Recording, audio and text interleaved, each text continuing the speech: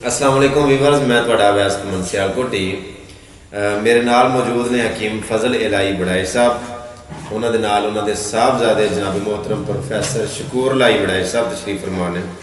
अज तो तकरीबन 6 महीने पहले प्रोग्राम हकीम फजल इलाही बड़ाई साहब के नाल मेरा होया सी, तो उस बाद बहुत ज़्यादा कमेंट, बहुत ज़्यादा इनबॉक्स के मैसेज मेरे नाल कॉल के लोग राबते ते आए, तो उन्होंने कहा कि हकीम साहब के नाल साडी गल नहीं होंदी।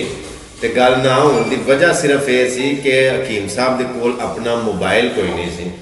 उन्होंने बेटे ने प्रोफैसर शकूर इलाही बड़ाई साहब तकरीबन अरसा 30 साल तो अपने वालद मोहतरम के नाल ड्यूटी कर रहे हैं और हिकमत सीख रहे हैं। मैं प्रोफैसर शकूर इलाही बड़ाई साहब को पूछना चाहवागा कि अरसा 30 साल के अपने वालद मोहतरम को अपने बाबा जान को की सीखिया। मेरे को ना कोई 3 वर्के ने जिन्हों के उत्ते बीमारियां के नाँ लिखे ने, मैं उन्होंने इन्होंने बीमारियां का कोई हल भी पूछना चाहवागा और इस तो अलावा इन्होंने पूछागा कि क्या इन्हों के कोल इन्हों के कोई इलाज है ने। देखो बात यह कि शिफा अल्लाह पाक की ज़ात ने देनी होंगी है, लेकिन वसीला भी तो कोई होंगे ना। सब तो पहला हकीम फजल इलाही बड़ाई साहब मोहतरम बाबा जी की हाल से ठीक है माशाअल्लाह, अल्लाह पाक से तंदुरुस्ती अता फरमाए। और रोज़े कैसे गुजर रहे हैं? अच्छे गुजर रहे हैं, अल्लाह पाक तो सलामत रखे। तुहाडे साहबजादे ने प्रोफैसर शकूर इलाही बड़ाई साहब इन्होंने तुसां हिकमत सिखाई, तुहाडे नूं ज़ाहिर तुहाडी इजाजत दे नाल ही है, तुहाडे मुहब्बत प्यार दे नाल ही है ना, ते तुसीं इन्हां ते पुर इतमाद हो। जी हाँ, माशाअल्लाह माशाअल्लाह। प्रोफैसर साहब और सब खैर वफियत ना, रोज़े कैसे गुजर रहे हैं? माशाअल्लाह। अच्छा, मैं ना तुहाडे कोलों थोड़ी जी ये पूछना चाहवागा, इन्फॉर्मेशन लेना चाहवागा, थोड़ा इंट्रोडक्शन पूछना चाहवागा तुहाडे कोलों कि कितनी देर तो तुसी यानी कि हिकमत कर रहे हो या सीख रहे हो, और तुसां बकौल तुहाडे कि 30 साल तो अपने बाबा जान दे नाल तुसी ये हिकमत की जिहड़ी ड्यूटी है सर अंजाम दे रहे हो। 30 साल तुसां की सीखिया, किस तरह तुसां शुरुआत की, किदों शुरुआत की, कितनी एज सी तुहाडी? मैं जो 9th क्लास च पढ़ता हाँ ना जी, तो हूँ मेरी उम्र हो गई 45 साल। ठीक है, उदो मेरी उम्र इन्नी होगी 14-15 साल होएगी। ठीक है। तो उदो मैं दवाइयां जड़ियां पंसारी को लियानियां शुरू कर दी सन। फिर मैं आस्ता आस्ता नाल बनानियां करनियां, बजुर्गों ने मैंने प्रैक्टिस करवानी करनी, यह दवाई जी इस तरह बनानी है, यह दवाई अग से चाड़ना है, मैं इस तरह करना है, इस तरह खरल के पीना है। वो सारा इन्ना सिस्टम जो मैंने दसना शुरू कर दिता। वो फिर मैं जो 11वीं 12वीं होया मैं दवाइयां वाह वाह बना लग गया था, मैंने समझ आ गई, मैंने पता भी चल गया कि ऐत मरद है दवाई देनी है। फिर मैं उस तो बाद MA किया, डबल MA किया।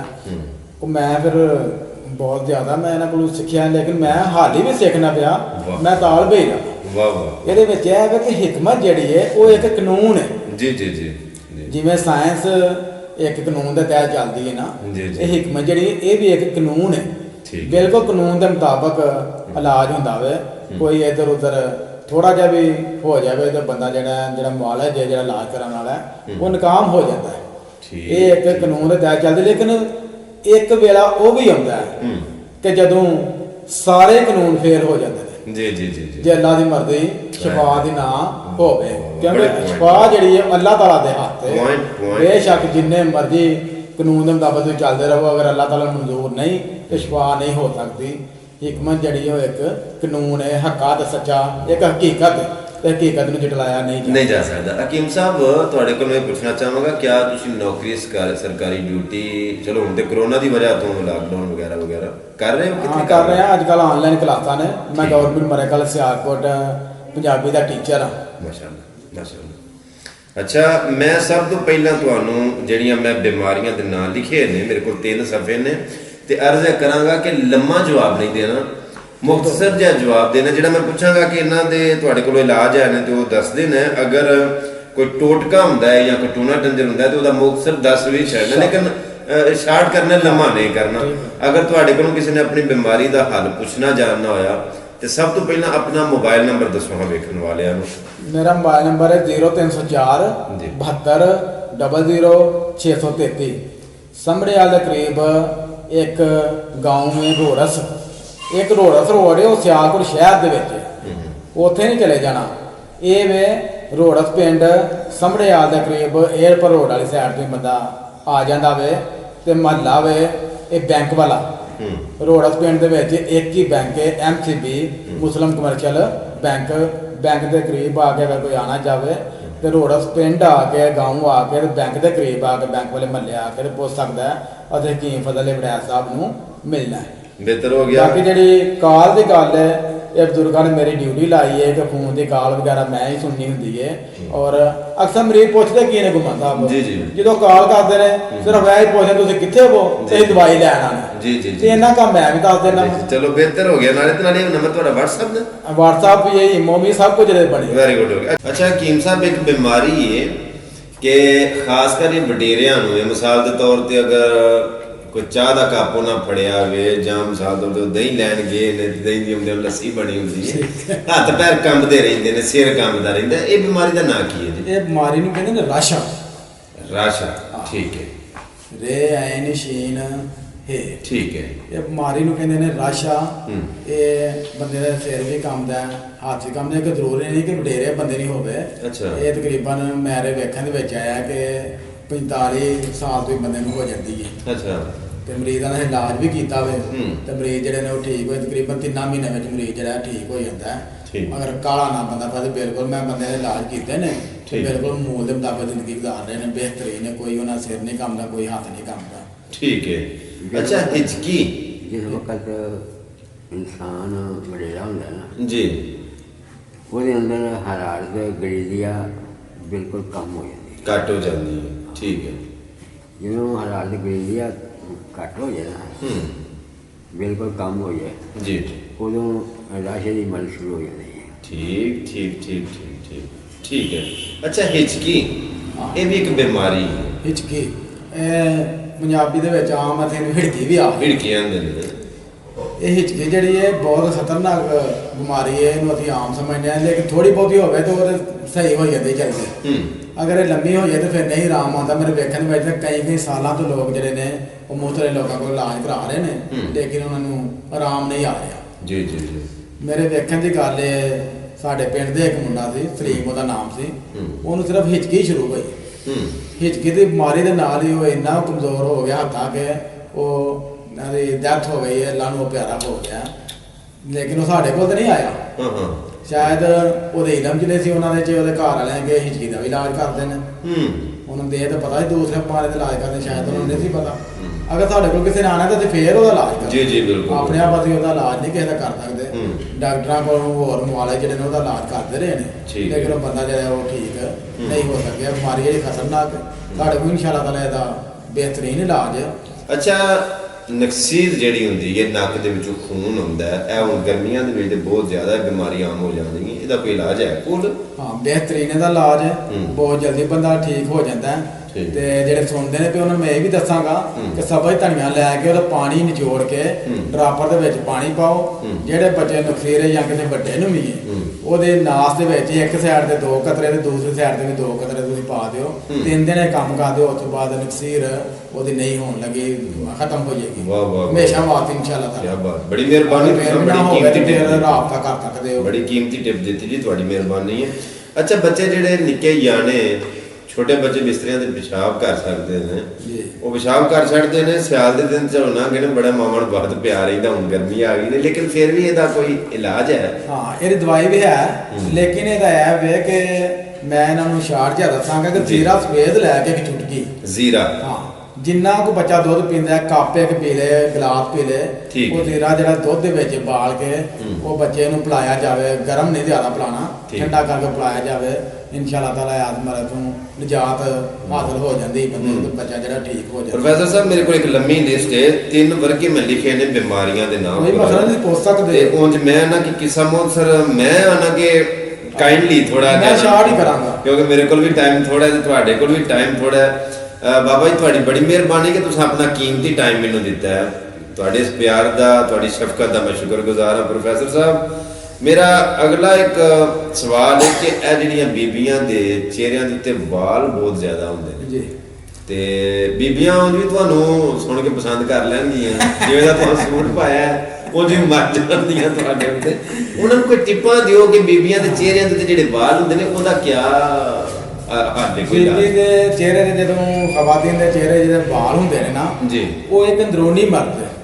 ਅੱਛਾ ਜਿਹੜਾ ਗੁਰਦਾ ਹੁੰਦਾ ਹੈ, ਗੁਰਦੇ ਦੀ ਟੋਪੀ ਹੁੰਦੀ ਹੈ, ਨੋਕ ਜਿਹੜੀ ਹੁੰਦੀ ਹੈ ਜੀ ਜੀ ਉਹਦੇ ਉੱਤੇ ਵਰਮ ਆ ਜਾਂਦੀ ਹੈ। ਅੱਛਾ ਜਦੋਂ ਉਹਦੇ ਤੇ ਵਰਮ ਆਉਂਦੀ ਹੈ ਤੇ ਬੀਬੀਆਂ ਦੇ ਚਿਹਰੇ ਦੇ ਵਾਲ ਜਿਹੜੇ ਨੇ, ਖਵਾਤੀਨ ਦੇ ਚਿਹਰੇ ਦੇ ਵਾਲ ਨਮੂਦਾਰ ਹੋ ਜਾਂਦੇ ਨੇ, ਜ਼ਾਹਰ ਹੋ ਜਾਂਦੇ ਨੇ। ਅੱਛਾ ਅੱਛਾ ਉਹਦੇ ਵਾਸਤੇ ਦਵਾਈ ਅੰਦਰੂਨੀ ਤੌਰ ਤੇ ਖਿਲਾਣੀ ਵੀ ਹੁੰਦੀ ਹੈ ਤੇ ਲਗਾਉਣ ਵਾਸਤੇ ਵੀ ਦੇਈਦੀ ਹੈ।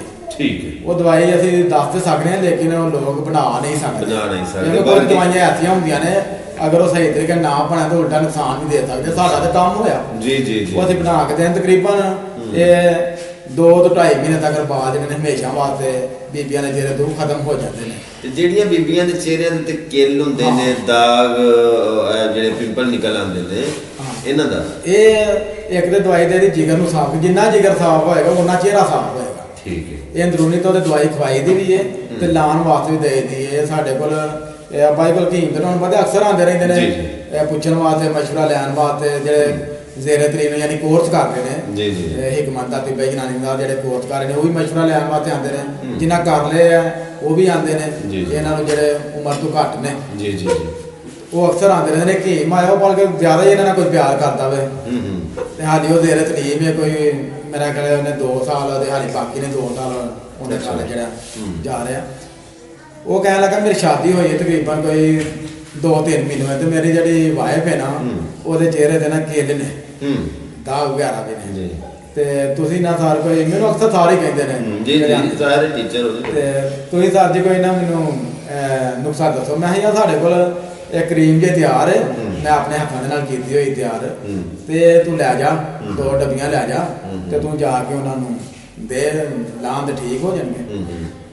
ਉਹ ਮੈਂ ਹੈਰਾਨ ਹੋ ਗਿਆ ਕਿ ਉਹਨੇ ਮੈਨੂੰ 3-4 ਦਿਨਾਂ ਬਾਅਦ ਬੰਦੇ ਨੇ ਮੈਨੂੰ ਫੋਨ ਕੀਤਾ। ਉਹਨੇ ਆਖਿਆ ਸਰ ਜੀ ਕੀ ਇਹਦੇ ਵਿੱਚ ਕੋਈ ਜਾਦੂ ਪਾਇਆ ਜੇ, ਕੀ ਵਜ੍ਹਾ? ਮੈਂ ਤੇ ਸਿਰਫ 3 ਦਿਨ ਮੈਂ ਲਵਾਈ ਹੈ ਤੇ ਇਹਦਾ ਰਿਜ਼ਲਟ ਹੀ ਬਹੁਤ ਜ਼ਿਆਦਾ ਹੈ ਤੇ ਤੁਸੀਂ ਮੈਨੂੰ ਇਹਦਾ ਨੁਸਖਾ ਦੱਸੋ ਕਿ ਕਿਵੇਂ ਬਣਾਉਣੀ ਹੈ। ਮੈਨੂੰ ਕਿਹਾ ਠੀਕ ਹੈ ਤੂੰ ਕਿਸੇ ਦਿਨ ਵੀ ਆ ਸਕਦਾ, ਜੇ ਤੂੰ ਆਏਗਾ ਤੈਨੂੰ ਮੈਂ ਕੋਲ ਬਿਠਾ ਕੇ ਤੇ ਮੈਂ ਉਹਦਾ ਬਣਾਉਣ ਦਾ ਤਰੀਕਾ ਘਰ ਦੱਸਾਂਗਾ ਸਾਰਾ। ਜੇ ਉਹਦੀ ਫੀਲਡ ਕਿਉਂ ਹੋਈ ਆਮ ਬੰਦੇ ਨੂੰ ਨਹੀਂ ਸਮਝ ਆਉਣ ਵਾਲੀ ਗੱਲ, ਉਹਦੀ ਫੀਲਡ ਉਹ ਹਕੀਮ ਹੈ। ਮੈਨੂੰ ਕਿਹਾ ਤੂੰ ਜਦੋਂ ਮਰਜ਼ੀ ਆ ਸਕਦੇ, ਪੁੱਛ ਸਕਦਾ, ਸਾਨੂੰ ਛੁਪਾਉਣ ਵਾਲੀ ਕਿਹੜੀ ਗੱਲ ਹੈ।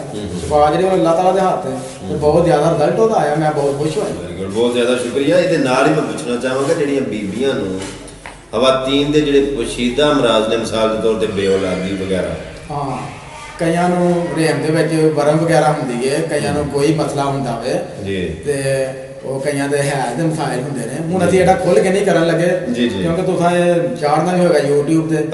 YouTube ਤੇ ਬਹੁਤ ਜ਼ਿਆਦਾ ਲੋਕਾਂ ਨੇ ਮੂਥਲੇ ਚੀਜ਼ਾਂ ਚਾੜੇ, ਲੇਕਿਨ ਮੈਨੂੰ ਕੋਈ ਏਡੀਆਂ ਅੱਛੀਆਂ ਨਹੀਂ ਲੱਗਦੀਆਂ। ਜੀ ਜੀ ਮੈਂ ਸਮਝ ਤੇ ਮੈਂ ਜ਼ਰਾ ਪਰਦੇ ਦੇ ਵਿੱਚ ਰਹਿ ਕੇ ਗੱਲ ਕਰਾਂ ਕਿ ਕਿਸੇ ਨੂੰ ਕੋਈ ਵੀ ਪਸ਼ੀਦਾ ਮਰਦ ਹੈ, ਕਿਤੇ ਔਰਤ ਨੂੰ ਕੋਈ ਹੈ ਤਾਂ ਮਸਲਾ ਮਰਾ ਲੈ, ਕੋਈ ਰੇਮ ਦੀ ਵਰਮ ਹੈ, ਇਹ ਬੱਚੇਦਾਨੀ ਅਕਸਰ ਕਮਜ਼ੋਰ ਹੁੰਦੀ ਹੈ ਕਈਆਂ ਬੀਬੀਆਂ ਦੀ। ਉਹਨਾਂ ਨੂੰ ਜਦੋਂ ਬੱਚੇਦਾਨੀ ਨੂੰ ਤਾਕਤ ਦੇਣ ਵਾਸਤੇ ਅਸੀਂ ਦਵਾਈ ਦਿੰਦੇ ਆ ਨਾ ਤਾਂ ਇਹ ਨੁਤਫਾ ਕਬੂਲ ਕਰਨ ਦੇ ਕਾਬਲ ਹੋ ਜਾਂਦੀਆਂ ਨੇ। ਤੇ ਉਹ ਬੇਔਲਾਦੀ ਦੀ ਜਿਹੜੀ ਮਰਜ਼ ਹੁੰਦੀ ਹੈ ਉਹਦੇ ਤੋਂ ਨਿਜਾਤ ਹਾਸਲ ਕਰ ਲੈ, ਲੇਕਿਨ ਫਿਰ ਵੀ ਇਲਾਜ ਜੋ ਵੀ ਇਲਾਜ ਹੈ, ਸ਼ਿਫਾ ਹੈ, ਸਭ ਚੀਜ਼ਾਂ ਜਿਹੜੀਆਂ ਨੇ ਅੱਲਾਹ ਤਾਲਾ ਦੇ ਹੱਥ ਨੇ। ਇਹ ਮੈਂ ਪਹਿਲਾਂ ਵੀ ਦੱਸ ਚੁੱਕਿਆ ਕਿ ਇੱਕ ਤਰੀਕਾ ਇਲਾਜ ਹੈ ਜੀ ਜੀ तो बीबियां जो ठीक हो जाती हैं। अगर कोई मजीद कोई खुबिया बीमारी बारे अगर पूछना चाहे तो फोन करके पूछ सकते हैं, इत्थे नहीं मैं दार करा। हकीम साहब बीबियां ते बीबियां जेडे मर्दां नूं भी मतलब पोशीदा मुरादे ही बेऔलादी वगैरह मर्द जेडे ने वो भी ਝੱਕਦੇ ਰਹਿੰਦੇ ਨੇ, ਗੱਲ ਖੁੱਲ ਕੇ ਕਰਦੇ ਨੇ, ਵਿੱਚੇ ਵਿੱਚ ਮਰ ਜਾਂਦੇ ਨੇ। ਉਹਨਾਂ ਚਾਹੀਦਾ ਜਦੋਂ ਵੀ ਕਿਸੇ ਮੁਆਲੇ ਕੋਲ ਜਾਣ ਖੁੱਲ ਕੇ ਗੱਲ ਦੱਸਣ ਤੇ ਆਪਣੀ ਮਰਜ਼ ਜਿਹੜੀ ਅੱਛੇ ਤਰੀਕੇ ਦੇ ਨਾਲ ਦੱਸਣ। ਅਸੀਂ ਕਿਉਂਕਿ ਜਿਹੜਾ ਹਕੀਮ ਤੇ ਮਰੀਜ਼ ਹੁੰਦਾ ਉਹਦਾ ਇੱਕ ਪਰਦਾ ਹੁੰਦਾ ਰਾਤ ਦਾ। ਜੀ ਜੀ ਜੀ ਜੀ ਜੀ ਹਕੀਮ ਕੋਲ ਨਹੀਂ ਕੰਮ ਚੱਕਣਾ ਚਾਹੀਦਾ। ਦੂਸਰੇ ਲੋਕਾਂ ਕੋਲ ਬੇਸ਼ੱਕ ਬੰਦਾ ਪਿਆ ਚੱਕੇ।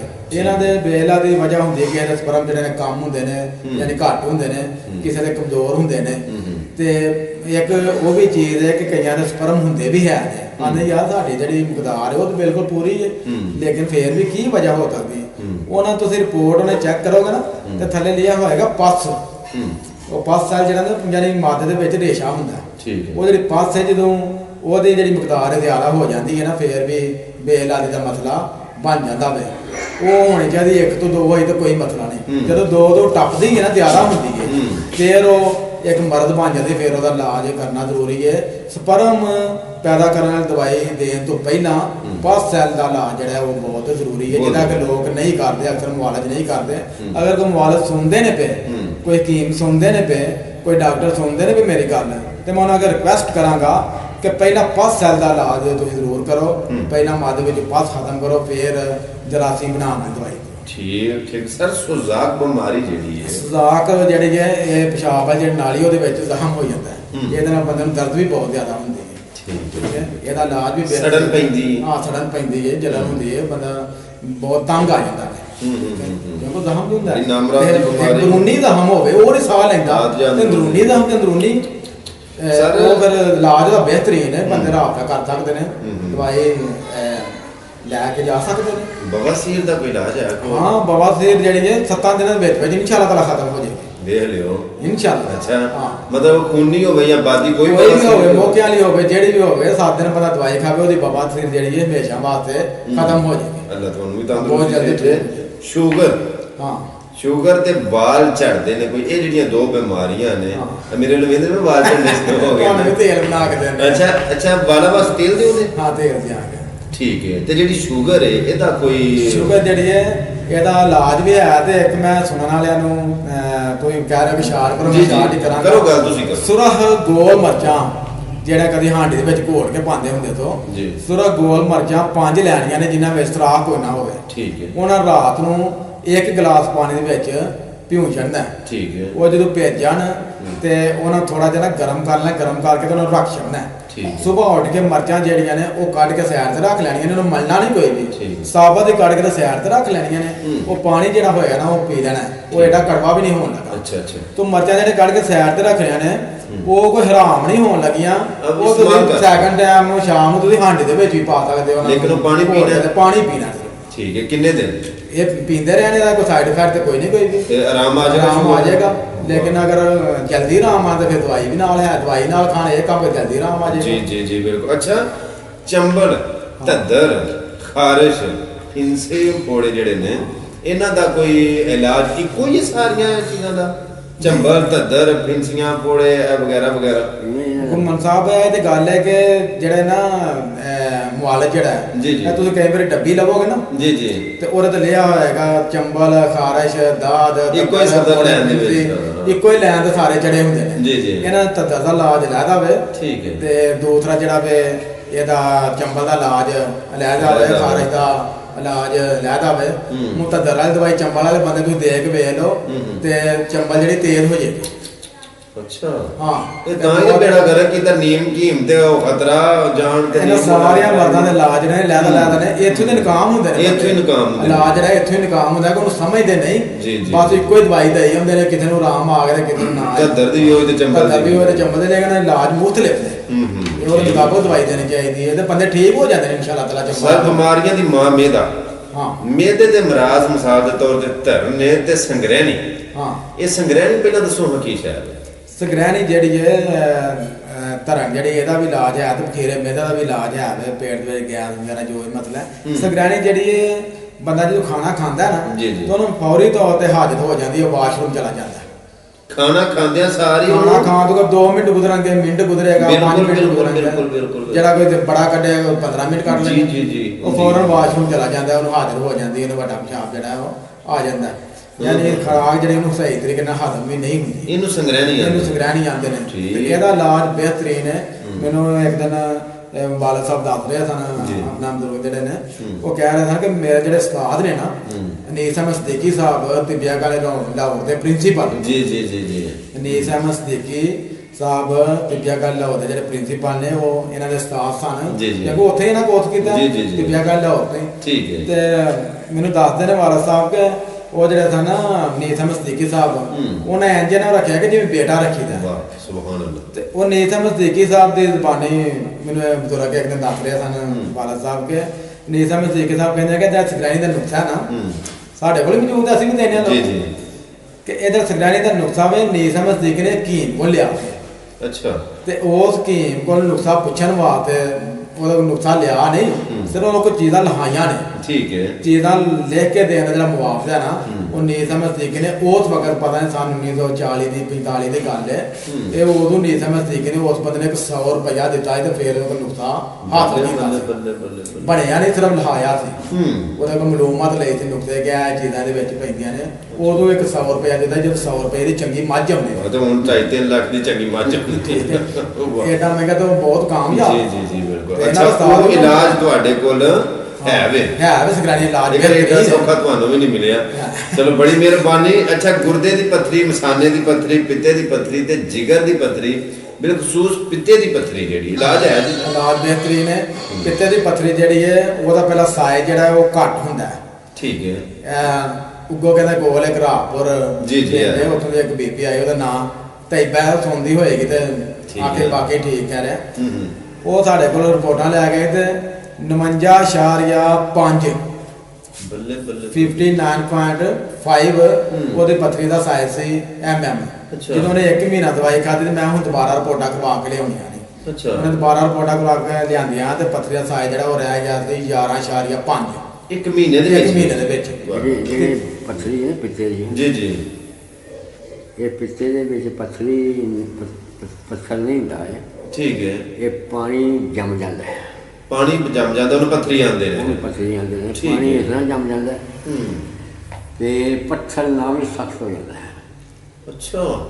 ਜਦੋਂ ਪਿਤਾ ਮੈਂ ਕੱਢਦੇ ਨੇ ਨਾ ਬਾਹਰ, ਜੀ ਡਾਕਟਰ ਜੀ ਉਹ ਫਿਰ ਪਾਣੀ ਬਣ ਜਾਂਦਾ, ਫਿਰ ਪਾਣੀ ਬਣ ਜਾਂਦਾ। ਅੱਛਾ, ਇਹ ਪੱਥਰ ਦੇ ਨਹੀਂ ਪਾਣੀ ਬਣਦਾ। ਠੀਕ ਸਮਝ ਆ ਗਈ। ਅੱਛਾ, ਇਹਦਾ ਇਲਾਜ ਹੈ? ਇਹਦਾ ਇਲਾਜ ਹੈ, ਇਹਨੂੰ ਤਹਲੀਲ ਕਰੀ ਦੇਣਾ। ਇਹਦਾ ਪਹਿਲਾਂ ਸ਼ਾਇਦ ਘਰ ਦਾ ਰਾਤ ਦਾ ਪਾਣੀ ਬਣ ਕੇ ਤਾਂ ਖਤਮ ਹੋ ਜਾਂਦਾ। ਇਹ ਤੁਹਾਡੇ ਸਾਹਮਣੇ ਆ ਕੇ ਜ਼ੀਰਾਬਾਦ ਇੱਕ ਬੰਦਾ ਆਇਆ ਸੀ। ਜੀ ਮੇਰੇ ਬੈਠਾ ਦਾਦਾ ਸੀ ਪਿਆ ਕੇ ਮਹੀਨੇ ਦੇ ਵਿੱਚ ਜਿਹੜਾ ਦਰਦ ਵਗੈਰਾ ਜਿਹੜੀ ਖਤਮ ਹੋ ਜਾਂਦੀ। ਤੇ ਅਕਸਰ ਆਪਰੇਸ਼ਨ ਕਰਾਉਣਾ ਪੈਂਦਾ, ਫਿਰ ਉਹ ਦਵਾਈਆਂ ਖਾਂਦੇ ਨਹੀਂ। ਉਹ ਪਿੱਤਾ ਕੱਢ ਛੱਡ ਦੇਣਾ। ਉਹ ਜਿਹੜਾ ਪਿੱਤਾ ਕੰਮ ਕਰਦਾ ਹੋਰ ਨਹੀਂ ਬਤੀਤ ਕਰਦਾ ਸੀ। ਪਿੱਤੇ ਦੇ ਵਿੱਚ ਪਾਣੀ ਡੇਗਦਾ, ਖੁਰਾਕ ਖਤਮ ਕਰਦਾ। ਜੀ ਤੇ ਉਹ ਹੋਰ ਨਹੀਂ ਕੋਈ ਕੰਮ ਕਰਦਾ। ਉਹਦੇ ਬਾਅਦ ਫਿਰ ਮੇਰੇ ਦਵਾਈ ਬਦਲ ਹਮੇਸ਼ਾ ਵੱਧ ਖਾਣੀ ਪੈਂਦੀ। ਅੱਛਾ ਸਰ, ਵਰਮੇ ਜਿਗਰ ਖਾਸ ਕਰ ਪੇਟ ਦੇ ਵਿੱਚ ਪਾਣੀ ਹੋ ਜਾਂਦਾ ਹੈ, ਕਾਲਾ ਯਰਕਾਨ, ਪੀਲਾ ਯਰਕਾਨ ਵਗੈਰਾ। ਹਾਂ, ਵਰਮੇ ਜਿਗਰ ਦਾ ਵੀ ਇਲਾਜ ਹੈ ਵੇ। ਜੀ ਕਾਲੇ ਯਰਕਾਨ ਦਾ ਵੀ ਇਲਾਜ ਹੈ, ਪੀਲੇ ਦਾ ਵੀ ਹੈ ਵੇ। ਜਿਹੜਾ ਵੇ ਪੇਟ 'ਚ ਪਾਣੀ ਪੈ ਜਾਣਾ ਉਹਨੂੰ ਆਮ ਜ਼ਬਾਨ ਵਿੱਚ ਅਸੀਂ ਪਾਨਾ ਰੋਗ ਵੀ ਕਹਿੰਦੇ। ਪਾਨਾ ਰੋਗ ਇਹ 5 ਕਿਸਮ ਦਾ ਹੁੰਦਾ ਹੈ। ਯਰਕਾਨ 5 ਕਿਸਮ ਦਾ ਹੁੰਦਾ ਹੈ? 5 ਕਿਸਮ। ਅੱਛਾ, ਇਹਦਾ ਹੈ ਜੀ ਇਲਾਜ ਕਾਲੇ ਯਰਕਾਨ, ਪੀਲੇ ਦਾ? ਸਾਰੇ ਕਿਸਮਾਂ ਦਾ ਜਿਹੜਾ ਜਿਸ ਤਰ੍ਹਾਂ ਬਜ਼ੁਰਗਾਂ ਦੱਸਿਆ ਕਿ 5 ਲੇਕਿਨ ਮਸ਼ਹੂਰ ਜਿਹੜਾ ਵੇ ਉਹ ਕਾਲਾ ਤੇ ਪੀਲਾ। ਠੀਕ ਹੈ। ਬਾਕੀ ਦੂਸਰੇ ਕਿਸਮਾਂ ਦਾ ਇਲਾਜ ਹੈ ਉਹ ਮੈਂ ਤਾਂ ਬਾਅਦ ਸ਼ਾਰਟ ਦੱਸ ਰਿਹਾ। ਤੁਸੀਂ ਪਹਿਲਾਂ ਹੀ ਕਿਹਾ ਕਿ ਸ਼ਾਰਟ ਕਰ ਦੱਸਣਾ ਜੇ। ਮਿਹਰਬਾਨੀ, ਮੈਂ ਸਿਰਫ ਇਸ ਵਾਸਤੇ ਆਨਾ ਉਹ ਪੇਟ 'ਚ ਜਿਹੜਾ ਪਾਣੀ ਪੈ ਜਾਣਾ ਨਾ ਜੀ ਉਹਦੇ ਵਾਸਤੇ ਜਿਹੜਾ ਦਵਾਈ ਵੀ ਦੇਈਦੀ ਹੈ। ਬੰਦਾ ਠੀਕ ਹੋ ਜਾਂਦਾ, ਪਾਨਾ ਰੋਗ ਦਾ ਜਿਹੜਾ ਪੇਟ ਦਾ ਪਾਣੀ ਦਾ ਤਹਲੀਲ ਹੋ ਜਾਂਦਾ, ਖਤਮ ਹੋ ਜਾਂਦਾ ਵੇ। ਬਾਕੀ ਉਹਦੇ ਵਾਸਤੇ ਮੈਂ ਸੁਣਨ ਵਾਲਿਆਂ ਨੂੰ ਅਗਰ ਹਕੀਮ ਨੇ ਉਹ ਵੀ ਸੁਣ ਲੈਣ, ਜਾਂ ਦੂਸਰੇ ਜਿਹੜੇ ਨੇ ਮੁਆਲਜ ਡਾਕਟਰ ਦੂਸਰੇ ਜਿਨ੍ਹਾਂ ਨੂੰ ਕੋਈ ਰੋਗ ਕਿਸੇ ਨੂੰ ਲੱਗਾ ਹੋਵੇ ਉਹ ਵੀ ਸੁਣ ਲੈਣ ਕਿ ਜਿਹੜੇ ਬੰਦੇ ਨੂੰ ਪਾਨਾ ਰੋਗ ਹੈ ਉਹਨੂੰ ਊਂਠਣੀ ਦਾ ਦੁੱਧ ਪਿਲਾਉਣ। ਬਲਕਿ ਸਾਡੇ ਅਜ਼ੀਮ ਸ਼ਾਇਰ ਵਾਰਿਸ ਸ਼ਾਹ ਉਹਨਾਂ ਵੀ ਇਹ ਗੱਲ ਕੀਤੀ ਹੈ ਕਿ ਪਾਨਾ ਰੋਗ ਹੋਵੇ ਜਿਸ ਮਰਦ ਤਾਈਂ, ਪਾਨਾ ਰੋਗ ਹੋਵੇ ਜਿਸ ਮਰਦ ਤਾਈਂ ਦੁੱਧ ਊਂਟਣੀ ਦਾ ਉਸ ਨੂੰ ਪਿਲਾਉਣੇ। ਵਾਹ ਯਾਨੀ ਕਿ ਐਡਾ ਕਾਰਨ ਦੇ ਊਂਟੀਆਂ ਦੁੱਧ ਜਿਹੜਾ ਪਾਨਾ ਰੋਗ ਵਾਸਤੇ ਬਿਹਤਰੀਨ ਹੈ। ਠੀਕ ਹੈ sir. White cell and red cell ਦੀ ਕਮੀ? ਹਾਂ, ਰੈਡ ਸੈਲ ਦੀ ਕਮੀ ਜਿਹੜੀ ਉਹ ਕੋਈ ਫਲਾਦੀ ਚੀਜ਼ ਦਾ ਬੰਦਾ ਖਾਏ ਠੀਕ ਹੋ ਜਾਂਦੇ ਨੇ। ਬਾਕੀ ਵਾਈਟ ਸੈਲ ਜਿਹੜਾ ਵੇ ਉਹ ਇੱਕ ਮੈਨੂੰ ਫੋਨ ਕੀਤਾ, ਦਵਾਈ ਤਾਂ ਸਾਡੇ ਕੋਲ ਮੌਜੂਦ ਹੈ ਲੇਕਿਨ ਬਾਹਰ ਦਾ ਦਵਾਈ ਨਹੀਂ ਵੀ ਪਹੁੰਚ ਸਕਦੀ। ਫਿਰ ਗਜ਼ਾ ਬੰਦੇ ਦੀ ਚੇਂਜ ਕਰੀਦੀ ਹੈ ਕਿ ਇਹ ਚੀਜ਼ਾਂ ਤੂੰ ਛੱਡ ਦੇ, ਇਹ ਚੀਜ਼ਾਂ ਤੂੰ ਖਾਣੀਆਂ ਸ਼ੁਰੂ ਕਰ ਦੇ, ਤੂੰ ਠੀਕ ਹੋ ਜਾਏ। ਉਦੋਂ ਲੱਗਾ ਸੀ ਲਾਕਡਾਊਨ, ਪਿਛਲੀ ਵਾਰੀ ਮਾਰਚ ਦੇ ਵਿੱਚ ਲਾਕਡਾਊਨ ਲੱਗਿਆ ਨਾ 20 ਦੇ ਵਿੱਚ। ਉਹ ਬੰਦੇ ਨੇ ਮੈਨੂੰ ਫੋਨ ਕੀਤਾ ਬੋਰੇ ਤੋਂ, ਮੇਰੇ ਨਾ ਫੁੱਫੋ ਦੇ 2 ਬੇਟੀਆਂ ਉੱਥੋਂ ਨੇ ਸ਼ਾਦੀ ਹੋਈ। ਠੀਕ ਹੈ। ਉਹ ਫੋਨ ਕੀਤਾ ਫੁੱਫੋ ਦੀ ਬੇਟੀ ਨੇ, ਉਹਨੇ ਆਖਿਆ ਭਾਈ ਜਾਨ ਤੁਸੀਂ ਕੰਮ ਕਰਦੇ ਹਿਕਮਤ ਦਾ ਤੇ ਇਸ ਤਰ੍ਹਾਂ ਮੇਰਾ ਦੇਵਰ ਹੈ। ਉਹ ਬੰਦੇ ਨਾਲ ਸਹੇਲ ਮੇਰੀ ਹਾਲਾਤਾਂ ਕਰ ਉਹਦੇ ਨਾਲ ਮੁਲਾਕਾਤ ਨਹੀਂ ਹੋਈ ਕੋਈ ਬੰਦੇ ਨਾਲ। ਉਹਨੇ ਕਿਹਾ ਕੋਈ ਚੱਲ ਵੀ ਨਹੀਂ ਸਕਦਾ, ਖਲੋ ਨਹੀਂ ਸਕਦਾ ਉਹਨੂੰ ਪੈਰਾਂ ਤੇ। ਉਹਨਾਂ ਦੀ ਖੂਨ ਲਵਾਉਂਦੇ ਆ ਹਫ਼ਤੇ ਦੇ ਵਿੱਚ। ਅੱਛਾ। ਤੇ ਤਾਂ ਉਹ ਥੋੜਾ ਬਹੁਤਾ ਚੱਲਣ ਫਿਰਨ ਦੇ ਕਾਬਲ ਹੁੰਦਾ ਵੇ। ਤੇ ਡਾਕਟਰਾਂ ਕਿਹਾ ਵੇ ਕਿ ਉਹਨੂੰ ਜਿਹੜਾ ਨਾ ਕਿਸੇ ਰਿਸ਼ਤੇਦਾਰ ਜਾਂ ਕਰੀਬੀ ਕਿਸੇ ਦਾ ਜਿਹਦੇ ਉਹਦੇ ਨਾਲ ਸੈੱਲ ਮਿਲਦੇ ਜੁਲਦੇ ਹੋਣ, ਉਹ ਪੌਦਾ ਲੈ ਕੇ ਕੱਢ ਕੇ ਰੀੜ ਦੀ ਹੱਡੀ ਦਾ ਤੇ ਉਹਦਾ ਆਪਰੇਸ਼ਨ ਕਰਕੇ ਉਹਦੇ ਵਿੱਚ ਪਾਇਆ ਜਾਏ ਤੇ ਫਿਰ ਉਹ ਸਹੀ ਹੋਏਗਾ। ਤੇ ਉਹ 15 ਲੱਖ ਰੁਪਈਆ ਲੱਗਣਾ ਹੈ। ਤੇ ਡਾਕਟਰਾਂ ਕਿਹਾ ਵੇ ਕਿ ਅਗਰ ਬੰਦਾ ਸਹੀ ਹੋ ਜਾਏ ਤੇ ਬੰਦੇ ਦੀ ਡੈਥ ਵੀ ਹੋ ਸਕਦੀ, ਕਿਉਂਕਿ Risk ਉਹ ਹੈ। ਦੱਸਦੇ ਨੇ ਕਿ ਅੱਗੇ ਬੰਦਾ ਇੱਕ ਮਰਿਆ ਵੀ ਹੈ ਤੇ ਉਹਨਾਂ ਸ਼ਾਇਦ ਰਿਸ਼ਤੇਦਾਰਾਂ ਨੇ, ਜਿਹੜਾ ਮੈਨੂੰ ਤਾਂ ਨਹੀਂ ਪਤਾ, ਉਹਨਾਂ ਨੇ ਦੱਸਣ ਦੀ ਗੱਲ ਹੈ। ਮੈਂ ਉਹਨੂੰ ਕਿਹਾ, ਮੈਂ ਇਸ ਤਰ੍ਹਾਂ ਕਰੋ, ਪਪੀਤਾ ਲਵੋ। ਪਪੀਤਾ, ਹਾਂ, ਪਪੀਤੇ ਦਾ ਫਲ ਜਿਹੜਾ ਹੈ ਉਹ ਖਾਵੇ ਕਰੇ, ਇਹ ਮਸ਼ਹੂਰ ਹੈ ਜੀ ਜੀ ਪਪੀਤਾ। ਜੀ ਜੀ ਪਪੀਤੇ ਦਾ ਜਿਹੜਾ ਫਲ ਹੈ ਉਹ ਖਾਵੇ ਕਰੇ, ਉਹਦੇ ਜਿਹੜੇ ਪੱਤੇ ਨੇ ਉਹ ਨਿਚੋੜ ਕੇ ਉਹਨਾਂ ਦਾ ਰਸ ਕੱਢ ਕੇ ਪਾਣੀ ਕੱਢ ਕੇ ਉਹ ਇਹਨੂੰ ਪਿਲਾਇਆ ਕਰੋ ਦਿਹਾੜੇ ਕੋ 3-4 ਵਾਰੀ। ਇਹ ਉਹ ਜਿੱਥੋਂ ਮਰਜ਼ੀ ਦਵਾਈ ਪੈਦਾ ਕਰਨੇ ਨੇ ਉਹਨਾਂ ਮੈਂ ਕਿਹਾ ਜੀ ਜੀ ਜੀ ਜਿਹਨੂੰ ਬਣੀ ਹੋਵੇ ਉਹ ਕਰ ਲੈਣਾ ਜਿਸ ਜੀ, ਜੀ, ਤਰ੍ਹਾਂ ਬਿਲਕੁਲ। ਤੇ ਠੀਕ, ਸਾਨੂੰ ਕੋਈ ਗਰੀਬ ਵੀ ਨਹੀਂ ਐਡੇ ਹੋਣੇ। ਉਹਨਾਂ ਪਪੀਤੇ ਦਾ ਵੀ ਬੰਦੋਬਸਤ ਕਰ ਲਿਆ, 2 ਤਰ੍ਹਾਂ ਉਹਨਾਂ ਫਲ ਦਾ ਵੀ ਬੰਦੋਬਸਤ ਕਰ ਲਿਆ ਤੇ ਪੱਤਰਾਂ ਦਾ ਵੀ। ਨਾਲ ਮੈਂ ਕਿਹਾ ਇਹਨੂੰ ਊਂਟੀਆਂ ਦੁੱਧ ਵੀ ਪਿਲਾਣਾ ਕਰਨਾ। ਠੀਕ ਹੈ। ਉਹਨਾਂ ਊਂਟੀਆਂ ਦੁੱਧ ਵੀ ਪਿਲਾਣਾ ਸ਼ੁਰੂ ਕਰ ਦਿੱਤਾ। ਉਹ ਬੰਦਾ ਜਿਹੜਾ ਨਾ ਅੱਜ ਹੋਰ ਕੱਲ ਹੋਰ ਬੰਦਾ ਜਿਹੜਾ ਠੀਕ ਹੋਣਾ ਸ਼ੁਰੂ ਹੋ ਗਿਆ। 1 ਮਹੀਨੇ ਦੇ ਵਿੱਚ ਬੰਦਾ ਜਿਹੜਾ ਭੱਜਣ ਨੱਠਣ ਲੱਗ ਪਿਆ, ਅੱਛਾ, ਠੀਕ ਹੋ ਗਿਆ। ਵਾਹ, ਵਾਹ। ਜਿਹੜਾ ਪਪੀਤਾ ਹੋਵੇ ਉਹ ਵਾਈਟ ਸੈੱਲ ਇਸ ਤਰ੍ਹਾਂ ਬਣਾਉਂਦਾ ਹੈ ਕਿ ਜਿਵੇਂ ਵਾਈਟ ਸੈੱਲ ਬਣਾਉਣ ਵਾਲੀ ਫੈਕਟਰੀ ਲੱਗ ਗਈ ਹੈ। ਵਾਹ, ਪਪੀਤੇ ਦਾ ਫਲ ਤੇ ਪੱਤੇ ਜਿਹੜੇ ਨੇ ਉਹ ਵਾਈਟ ਸੈੱਲ ਬਣਾਉਣ ਵਾਸਤੇ ਬਹੁਤ ਕਾਰਮ ਚੀਜ਼ ਹੈ ਤੇ ਨਾਲ ਊਂਟੀਆਂ ਦੁੱਧ। ਵਾਹ। ਉਹ ਬੰਦਾ ਕਿਹਾ, ਆਖਣ ਲੱਗਾ ਕਿ ਹੁਣ ਮੈਂ ਸਿਆਲਕੋਟ ਤੇ ਨਹੀਂ ਜਾ ਸਕਦਾ ਤੇ ਮੈਂ ਇੱਥੋਂ ਕਿਤੇ ਕੀਮ ਕੋ ਦਵਾਈ ਲੈ ਲੈਣਾ। ਉਹਨਾਂ ਦੇ ਕਰੀਬ ਆਰਫ ਵਾਲਾ ਸ਼ਹਿਰ ਹੈ। ਜੀ ਜੀ। ਉਹ ਆਰਫ ਵਾਲੇ ਸ਼ਹਿਰ, ਮੈਨੂੰ ਫੋਨ ਤੇ ਸਾਰੀ ਗੱਲ ਦਾ ਪਤਾ ਲੱਗਦਾ। ਉਹ ਆਰਫ ਵਾਲੇ ਸ਼ਹਿਰ ਟੁਰ ਗਿਆ ਕੀਮ ਕੋ ਦਵਾਈ ਲੈਣ ਵਾਸਤੇ ਤੇ ਉਹਨੇ ਪੁੱਛਿਆ ਕਿ ਯਾਰ ਤੂੰ ਤੇ ਚੱਲ ਫਿਰ ਨਹੀਂ ਤੇ ਐਡਾ ਸਾਰਾ ਤੇ ਕਿਵੇਂ ਸੈੱਟ ਹੋਇਆ? ਉਹਨੇ ਕਿਹਾ ਮੈਂ ਇੰਨਾ ਕੁ ਸੈੱਟ ਹੋ ਗਿਆ ਵਾਂ ਤੇ ਹੁਣ ਮੈਂ ਨਾ ਕਿ ਮਜ਼ੀਦ ਤੁਸੀਂ ਕੋਈ ਮੈਨੂੰ ਦਵਾਈ ਦੇ, ਮੈਂ ਹੋਰ ਠੀਕ ਹੋਣਾ ਕਿ ਗੱਲ ਤਾਂ ਸੁਣਾ। ਉਹਨੇ ਦੱਸਿਆ ਕਿ ਸਿਆਲਕੋਟ ਮੈਂ ਫੋਨ ਕੀਤਾ ਤੇ ਉੱਥੋਂ ਮੈਨੂੰ ਪਤਾ ਲੱਗਿਆ ਕਿ ਪਪੀਤੇ ਦੇ ਫਲ ਖਾ ਤੇ ਪੱਤੇ ਖਾ ਤੇ ਨਾਲੇ ਊਂਠ ਦਾ ਦੁੱਧ ਪੀ। ਤੇ ਮੈਂ ਉਹ ਕੀਤਾ ਮਹੀਨਾ ਇੱਕ ਤੇ ਮੈਂ ਤਾਂ ਵਾਹਵਾ ਠੀਕ ਹੋ ਗਿਆ। ਉਹ ਆਰਫ ਵਾਲਾ ਜਿਹੜਾ ਕੀ ਮੈਨੂੰ ਉਹਨੇ ਆਖਿਆ ਇੰਜ ਕਰ ਯਾਰ, ਜਿਹੜੇ ਬੰਦੇ ਨੇ ਦਵਾਈ ਤੋਂ ਬਗੈਰ ਤੇ ਇੰਨਾ ਇਲਾਜ ਕਰ ਖੜਿਆ ਉੱਥੇ ਬਹਿ ਕੇ ਤੇ ਚੁੱਪ ਕਰਕੇ ਉਹਦੇ ਕੋਲ ਹੀ ਟੁਰ ਜਾ, ਤੇਰਾ ਇਲਾਜ ਉਹਦੇ ਕੋਲ ਹੀ ਹੈ। ਤਾਂ ਬੰਦਾ ਹੁਣ ਠੀਕ ਠਾਕ ਫਿਰਦਾ ਟੁਰਦਾ ਪਿਆ। ਵੈਰੀ ਗੁੱਡ ਜੀ, ਕੀ ਬਾਤ ਹੈ, ਕੀ ਬਾਤ ਹੈ। ਅੱਛਾ, ਬਲੱਡ ਪ੍ਰੈਸ਼ਰ ਤੇ ਫਾਲਜ। ਹਾਂ, ਬਲੱਡ ਪ੍ਰੈਸ਼ਰ ਬਹੁਤ ਜ਼ਿਆਦਾ ਬਿਮਾਰੀ ਆਮ ਹੈ, ਕਈਆਂ ਦਾ ਬੀਪੀ ਹਾਈ, ਕਈਆਂ ਦਾ ਬੀਪੀ ਲੋ, ਤੇ ਇਹਦਾ ਕੋਈ ਇਲਾਜ ਬਲੱਡ ਪ੍ਰੈਸ਼ਰ ਦਾ ਫਾਲਜ ਜਿਹੜਾ ਘੁੰਮਣ ਸਾਹਿਬ ਕੋਈ ਬਤਾਦੇ ਕੋ ਤੇ ਮਰਦ ਨੇ ਤੇ ਕਿਸੇ ਵਜ੍ਹਾ ਨਾਲ ਹੁੰਦੀ ਜਿਹੜਾ ਨਾ ਬਲੱਡ ਪ੍ਰੈਸ਼ਰ ਹਾਈ ਜੀ, ਉਹਨੂੰ ਆਉਂਦੇ ਨੇ ਕਪਤਾਨ। ਕੀ ਆਂਦੇ ਨੇ? ਕਪਤਾਨ। ਠੀਕ ਹੈ। ਅਫਗਾਨ। ਹਾਂ। ਇਹਦਾ ਜਿਹੜਾ ਨਾ ਪਾਰੀ ਇਹ ਸੱਜੀ ਬਾਈ ਹੁੰਦਾ ਹੈ। ਬੀਪੀ ਹਾਈ ਹੋ ਜੇ ਤੇ ਇਹਦਾ ਫਾਲਜ ਸੱਜੇ ਪਾਸੇ ਹੁੰਦਾ। ਠੀਕ ਹੈ। ਦਿਲ ਧੜਕਣ ਤੇ ਹਾਂ, ਠੀਕ ਹੈ। ਜਿਹੜੇ ਇਸ ਨਾਲ ਧੜਕਦਾ ਜਿਹਾ ਮਸ਼ੀਨ ਲੱਗੀ। ਅੱਛਾ। ਤੇ ਜਿਹੜਾ ਹੁੰਦਾ ਨਾ ਇਸਰਾਰੀਓ ਕਲਮ, ਯਾਨੀ ਕਿ ਦਿਲ ਦਾ ਫੜਕਣ, ਦਿਲ ਦਾ ਧੜਕਣਾ। ਹਾਂ। ਜੀ। ਉਹਦੇ ਨਾਲ ਖੱਬੇ ਪਾਸੇ ਫਾਰੀ ਹੁੰਦਾ ਹੈ। ਅੱਛਾ, ਠੀਕ ਹੈ। ਇਹਦਾ ਇਲਾਜ ਵੱਖਰਾ ਵੱਖਰਾ। ਇਹਨਾਂ ਦੋਵਾਂ ਦਾ ਇਲਾਜ ਲੈਦਾ ਉਹਨੂੰ ਨਾ 7-8 ਦਿਨ ਰੋਟੀ ਨਹੀਂ ਦੇਣੀ ਚਾਹੀਦੀ। ਜਿਹੜੇ ਬੰਦੇ ਨੂੰ ਫਾਰੀ ਹੋ ਜਾਏ, ਫਾਲਜ ਹੋ ਜੇ ਉਹਨੂੰ 7-8 ਦਿਨ ਰੋਟੀ ਨਹੀਂ ਦੇਣੀ ਚਾਹੀਦੀ। ਠੀਕ ਹੈ। ਰੋਟੀ ਖਾ ਲਿਆ ਫਿਰ ਇਲਾਜ ਕਰਨਾ ਬੜਾ ਮੁਸ਼ਕਲ ਹੋ ਜਾਂਦਾ ਹੈ। ਠੀਕ ਹੈ। ਠੀਕ ਹੈ। ਉਹਨੂੰ ਸਿਰਫ ਮਾਲ ਅਸਲ यानी कि शहर का पानी, ठीक है, किराए से पानी ठीक एक है। शहर है। ठीक है, इन्हों गर्म करके सही तरीके झक झक ला के ठीक वो है, पीए, ठीक है, पींदा रहे। ठीक है। रोटी जिन्नी मर्जी पे मंगे उन्होंने रोटी ना दो, रोटी नहीं देनी फालज वाले बंदे हाँ। ठीक है, ठीक है। 7-8 दिन गुजर जान तो फिर थोड़ी थोड़ी रोटी डाल के मूंगी की दाल के नाल खाए। ठीक है। तो अल्लाह ने करम किया तो वो ठीक है। कई साढ़े को आए ने फारिज वाले, जी जी, अल्लाह ने रहमत की, माशाअल्लाह। उन्हें आखिर रोटी नहीं खानी, रोटी नहीं खानी। वेरी गुड, बड़ी अच्छी टिप दी थी तो बाबा जी। खांसी बुखार और टाइफाइड बुखार जी, खांसी का भी इलाज है, दमे का भी इलाज है, क्योंकि लोग कहते दमा जो दम नाल जाता है, ਜਦੋਂ ਉਹਦੇ ਦਮ ਨਿਕਲਣੇ ਨੇ ਉਹਦੀ ਦਮਾ ਖਤਮ ਹੋਣਾ, ਉਦੋਂ ਦਮਾ ਖਤਮ ਇਹ ਮਦਦ ਨੂੰ ਲਾਜ ਸਮਝਿਆ ਜਾਂਦਾ, ਲੇਕਿਨ ਇਹਦਾ ਵੀ ਇਲਾਜ ਹੈ, ਇਹ ਕਾਬਲੇ ਇਲਾਜ ਹੈ। ਖਾਂਸੀ ਦਾ ਵੀ ਆਰਾਮ ਆ ਜਾਂਦਾ। ਟਾਈਫਾਈਡ ਜਿਹੜਾ ਉਹ 6 ਹਫ਼ਤਿਆਂ ਦੇ ਵਿੱਚ ਬਿਲਕੁਲ ਖਤਮ ਹੋ ਜਾਂਦਾ। ਤੁਸੀਂ ਰਿਪੋਰਟ ਕਰਵਾ ਕੇ ਲਿਆਓ ਟਾਈਫਾਈਡ ਦੀ, 6 ਹਫ਼ਤੇ ਦਵਾਈ ਤੁਸੀਂ ਖਿਲਾਓ। ਠੀਕ ਹੈ। ਕੋਈ ਵੀ ਮਰੀਜ਼ ਤੁਸੀਂ ਲਿਆਓ, ਉਹਨੂੰ ਤੁਸੀਂ 6 ਹਫ਼ਤੇ ਦਵਾਈ ਤੁਸੀਂ ਉਹ ਲਵੇ ਤੇ 6 ਹਫ਼ਤੇ ਵਿੱਚ ਟਾਈਫਾਈਡ ਬਾਅਦ ਵਿੱਚ ਰਿਪੋਰਟ ਕਰ ਬਿਲਕੁਲ ਕਲੀਅਰ ਆ ਜੇ, ਟਾਈਫਾਈਡ ਉਹਦਾ ਖਤਮ ਹੋ ਜਾਏ। ਵੈਰੀ ਗੁੱਡ ਜੀ, ਕੀ ਬਾਤ ਹੈ। ਅੱਛਾ, ਨਸਿਆਨ ਬਿਮਾਰੀ ਭੁੱਲ ਜਾਣ ਵਾਲੀ, ਮੈਨੂੰ ਇਹ ਗੱਲਾਂ ਭੁੱਲ ਜਾਂਦੀਆਂ ਨੇ। ਕਈ ਮੇਰੇ ਪਿਆਰ ਕਰਨ ਵਾਲੇ ਨੂੰ ਜੀ ਕਰਦੇ ਅੱਜ ਮਿਲੇ ਨੇ ਤੇ ਹਫ਼ਤੇ ਬਾਅਦ ਜਾਂ ਮਹੀਨੇ ਬਾਅਦ ਮਿਲਣ, ਤੇ ਉਹ ਮਿਲੇ ਨੇ ਅੱਗੇ ਮੈਨੂੰ ਚੰਗੇ ਭਲੇ, ਪਰ ਮੈਨੂੰ ਯਾਦ ਹੀ ਨਹੀਂ ਰਹਿੰਦਾ ਕਿ ਆ ਜੀ ਮੈਨੂੰ ਅੱਗੇ ਮਿਲਿਆ, ਜਾਂ ਕਈ ਬਾਤਾਂ ਭੁੱਲ ਜਾਂਦੀਆਂ। ਹੁਣ ਯਾਦ ਰਹਿਣ ਤੇ ਭਾਵੇਂ ਬਚਪਨ ਦੀ ਯਾਦ ਰਹਿ ਜਾਣ। ਇਹ ਜਿਹੜੀ ਭੁੱਲ ਜਾਣ ਦੀ ਬਿਮਾਰੀ ਹੈ, ਇਹਦੀ ਵੀ ਕੋਈ ਦਵਾਈ ਮੈਡੀਸਨ ਵਗੈਰਾ ਹੈ ਵੇ? ਹਾਂ ਹੈ ਵੀ ਨਿਸ਼ਾਨ ਦੀ ਦਵਾਈ ਹੈ, ਭੁੱਲ ਜਾਣਾ ਵੀ ਇੱਕ ਮਰਦ ਹੁੰਦਾ ਵੇ। ਠੀਕ ਹੈ। ਇਹਦੇ ਵਾਸਤੇ ਬੰਦੇ ਨੂੰ ਇੱਕ ਤੇ ਬਦਾਮਾਂ ਦੇ ਗਿਰੀਆਂ ਵੀ ਖਾਣੇ ਚਾਹੀਦੀਆਂ ਨੇ। ਠੀਕ ਹੈ। ਤੇ ਦੂਸਰੇ ਨੰਬਰ ਤੇ ਦਵਾਈ ਵੀ ਉਹ ਬੰਦਾ ਨਾਲ ਖਾਵੇ, ਲਾਚੀ ਨਾਲ ਲਾਚੀ ਖਾਵੇ। ਅੱਛਾ, ਬਦਾਮਾਂ ਦੀਆਂ ਗਿਰੀਆਂ ਕਿੰਜ ਖਾਣੀਆਂ ਨੇ? ਰਾਤ ਨੂੰ ਭਿੰਗੜੇ 7 ਠੀਕ ਹੈ। ਗਿਰੀਆਂ, ਸਵੇਰ ਉਹ ਛਿਲਕਾ ਉਹਨਾਂ ਦਾ ਲਾ ਕੇ ਤੇ ਜਿਹੜਾ ਸਫੇਦ ਨਿਕਲਦੀਆਂ ਨੇ ਜੀ। ਉਹ ਖਾਵੇ ਬੰਦਾ। ਠੀਕ ਹੈ। ਲਾਚੀ ਨਾਲ ਖਾਵੇ, ਠੀਕ ਹੋ ਜਾਂਦਾ ਹੈ।